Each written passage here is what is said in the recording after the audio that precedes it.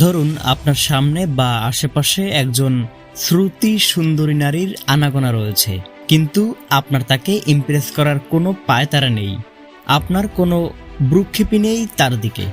যদি এমনটা হয় তাহলে আপনি একজন দারুণ সুখী মানুষ। অন্যদিকে যেই মুহূর্তে আপনার তাকে ইমপ্রেস করার অনুভূতি চলে আসবে, সেই মুহূর্ত থেকে আপনার জ্বালাপোড়া শুরু হয়ে যাবে, আপনি অসুখী হতে শুরু করবেন।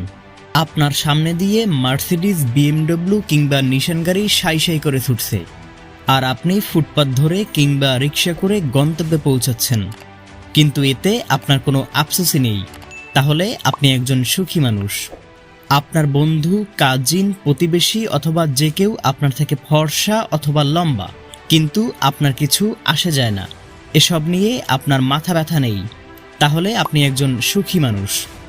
আপনি মাসে 15 থেকে 20,000 ইনকাম করেন, দিব্যি 3টে শার্ট, 2টো প্যান্ট, সপ্তাহে একদিন মোড়ের দোকান থেকে লন্ড্রি করে অফিস থেকে শুরু করে মার্কেট পর্যন্ত চালিয়ে দিচ্ছেন। শার্টের কোথায় ভাঁজ পড়ল, কোথায় 5 টাকার পুরি খেতে গিয়ে সসের দাগ পড়ে গেল, এসবের কোনো কিছু আপনি পাত্তা দিচ্ছেন না, তখনই আপনি একজন সুখী মানুষ। বন্ধুর বিয়ে, কলিগের বিয়ে বা বার্থডে পার্টি, সবাই ইনভাইটেড, শুধু আপনি না, অথচ তাতেও আপনার কিছু আসে যায় না।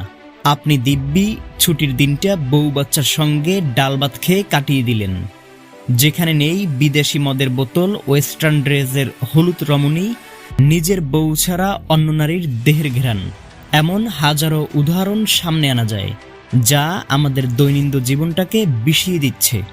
মাত্র কয়েক বছর আমরা বাঁচি, জীবনটা সুন্দর, এই সুন্দর জীবনটাকে সামান্য কিছু আফসোস, বিশেষ কিছু হয়ে ওঠার তীব্র বাসনা, মানুষের কাছে পাত্তা পাওয়া ইত্যাদি গুটি কয়েক শব্দের কাছে আমরা নিজেদের মারাত্মকভাবে বন্দী করে রেখেছি। ঠিক যখনই আপনার ভেতর থেকে এই কয়েকটা শব্দের আনাগোনা চিরতরে মুছে যাবে, তখন থেকেই আপনি সুখী হতে শুরু করবেন। তাই ভেতর থেকে আফসোস, অতিমাত্রায় বড় হওয়ার তীব্র বাসনা, অতিরিক্ত চাহিদা, পাত্তা পাওয়া, সবাইকে ইমপ্রেস করার মতো মারাত্মক চিন্তাভাবনাগুলো ঝেড়ে ফেলে দিন। দেখবেন আপনি নিজেই নিজের বস হয়ে গেছেন। আর যে নিজের বস নিজে হতে পারে, সে অন্যদেরও বস হতে পারে। সবাই ভালো থাকুন, ধন্যবাদ।